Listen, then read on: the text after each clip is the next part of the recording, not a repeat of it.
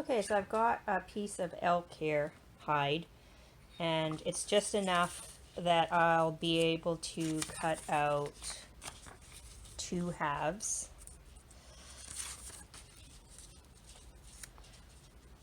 So what I'm going to do is I'm going to soak this overnight, and then in the morning we will try cutting it out and maybe doing some punching.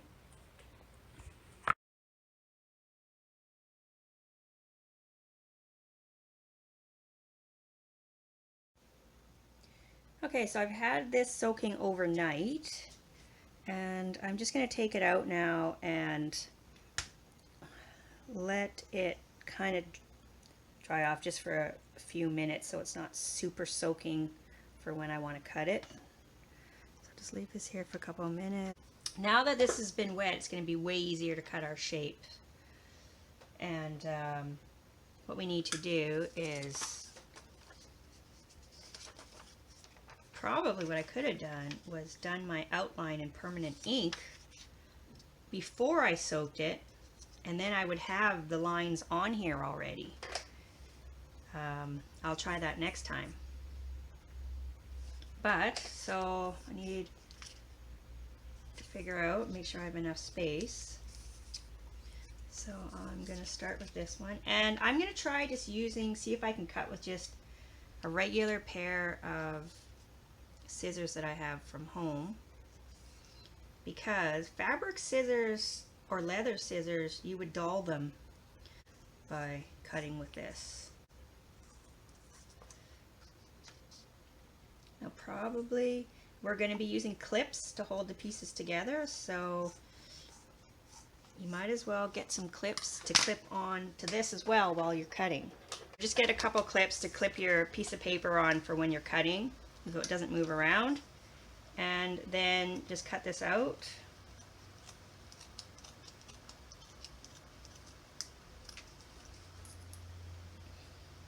And you can move your clips around if they get in the way.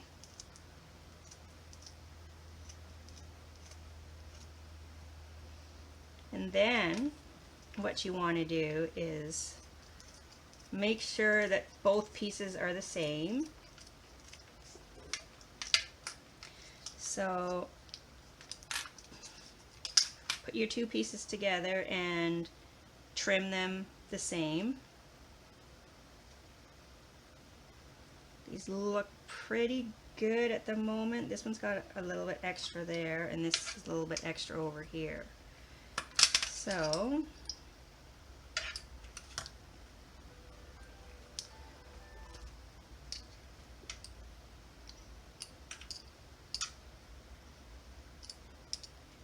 okay, so I'm going to just trim off this so that they're the same. Here too. And now we're going to clip in a few places to hold these 2 together.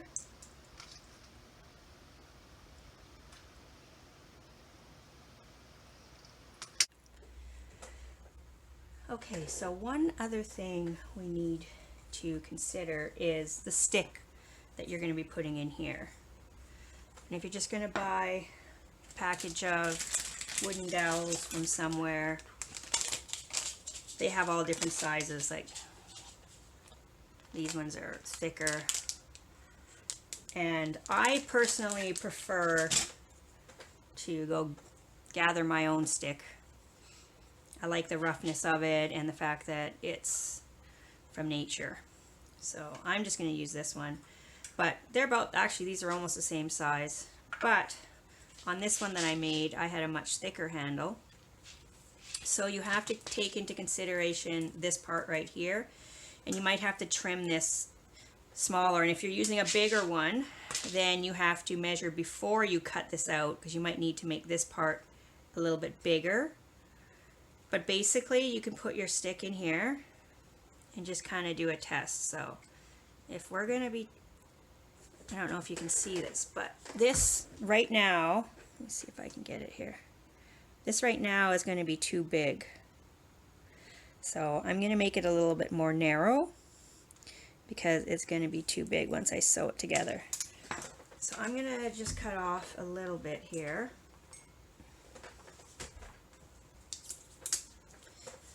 And I can probably cut them both at the same time,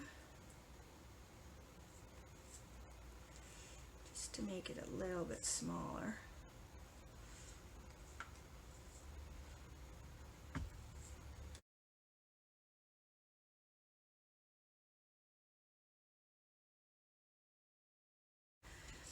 Okay, so next we're going to punch some holes all the way around so it'll be easier to sew. And we have this one here, which is a bigger one, and the smallest size on this one is a 2, and that is the one I used when I made this one. And you can see the holes are quite big, but at the end I put a coating on here so it doesn't matter about the holes. And plus I got popcorn in this one, so the popcorn's, nothing can get out those holes. But we also have this style, which is a lot smaller of a hole if you like to have smaller looking holes in your rattle. Of course, it's way easier to thread with the bigger hole, but since I did my last one with the bigger hole, I'm going to try now using this slightly smaller one. And you can punch both at the same time, and you just go all the way around. And probably when you get to the other side here, you're going to have to, you know, just punch, pop the holes through.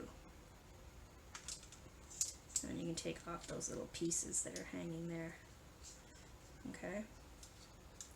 So I'll do this all the way around.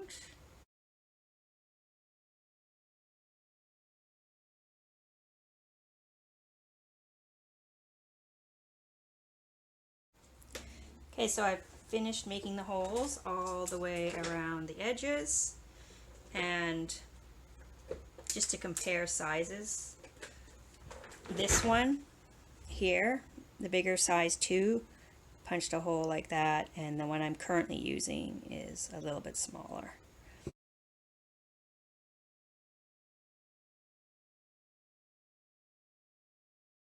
So we're going to be making like a cross pattern, if you can see this. So I'm going to my stitching all the way around, and then I'll flip around and do it the other way. And I've got some sinew here, and then you can divide it in half or even 3 depending on how big your needle is, and then share half of it with your neighbor. Let's pull this apart.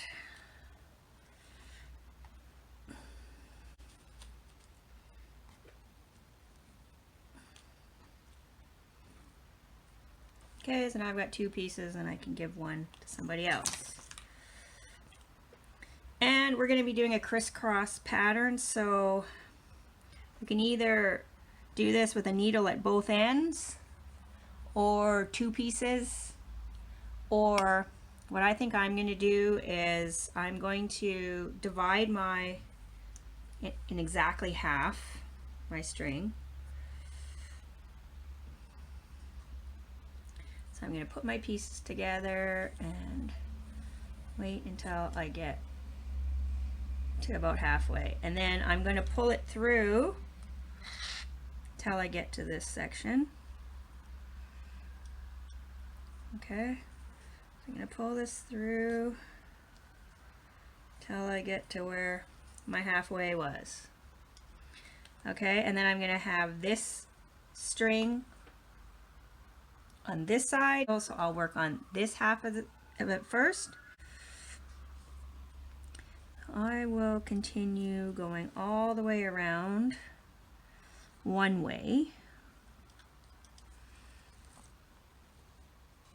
and when I get to the other end, I will take the other string that's on the other hand, switch the needle over, and then I'll start doing a cross stitch the opposite way. And don't pull too hard because you can pull right through your holes. So you don't want to do that. It's not like the beading projects where I do suggest pulling hard. These ones you don't want to pull hard. Okay, so now that I'm at the end and I've done one row of stitches all the way around, I'm going to take my needle off of this end and switch over to this one. Okay, so thread it onto the other side, and now we're going to form like a cross pattern. So I want to go over here. So yeah, just keep doing this until you go all the way around back to the other side now. And you'll end up with little X stitches.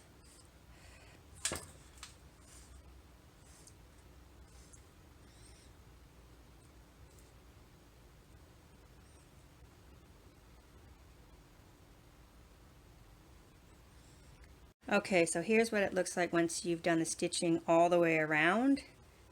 Kind of see that crisscross pattern. Now we will get some funnels and some sand and fill this with sand so that it can dry in a more round shape.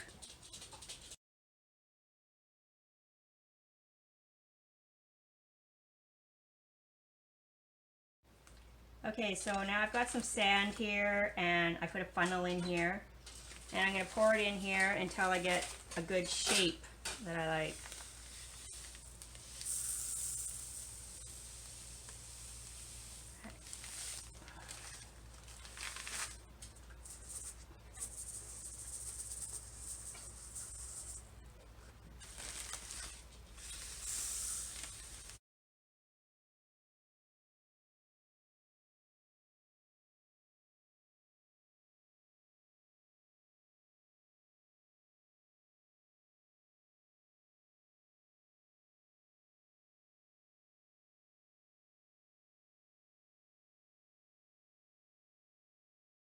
Okay, so you just keep putting sand in until you can get as much in there to get as much of a round shape as you can, so that when this dries, it'll have a little bit of a shape to it.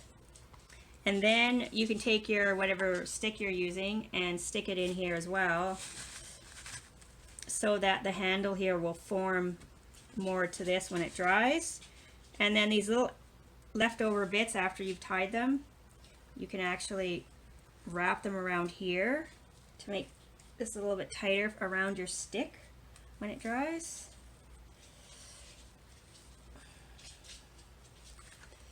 And then I have just enough string left that I'm going to try to hang this somewhere to dry.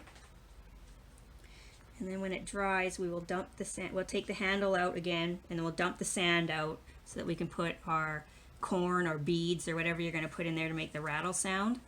So I'm going to find somewhere that I can hang it like this, just so the bottom won't get too dented. Like, see, there's a dent there, so I'm going to move the sand around a bit, try and get that dent out. And then I'm going to hang it on a hook somewhere and let this dry. And then once we take the sand out and put the handle back in, we can decorate it. So I found a spot in my kitchen to hang this to dry, and I've actually had it overnight already. You can see there's a couple spots here that are starting to dry, but it's still not going to be dry probably for a few days. But if you can hang it somewhere to dry, that's the best thing to do. Okay, so this now has been drying for several days. It's like hard as a rock again. So now we're going to take the sand out. We're going to first pull the stick out, which is going to be quite hard to get out because now it's hardened around there. So I'm going to unwind the string here, and just have to wiggle this back and forth to get it to come out, hopefully.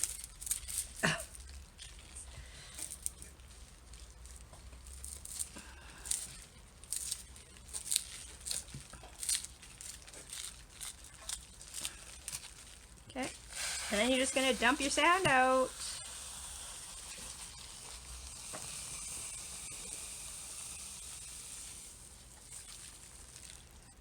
I'm dumping it into a plastic bag just so that it can be reused. All right, and then, okay, so next we will be putting whatever you want for the rattle sound. I'm going to use popcorn. You could use beads. I'm sure there's lots of other things that you can do. And you just put in enough so you get the sound that you want.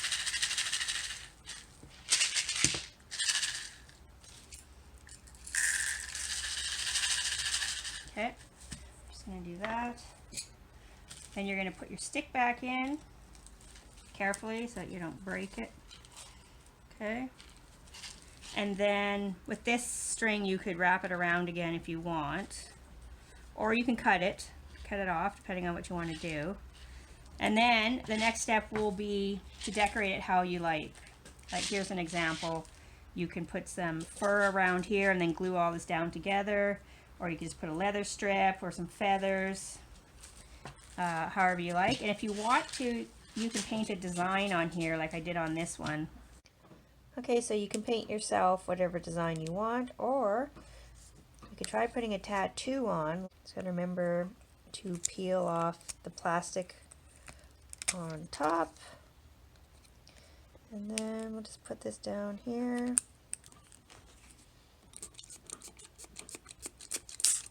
Let's get this wet.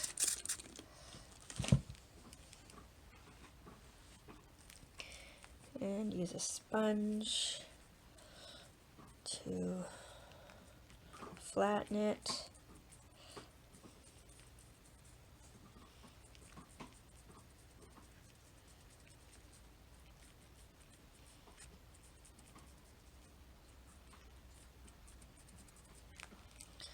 Alright, and here it goes. Let's see if I can peel this off. Yay! That was easy. And then you'll have yourself a rattle. So everybody have fun decorating.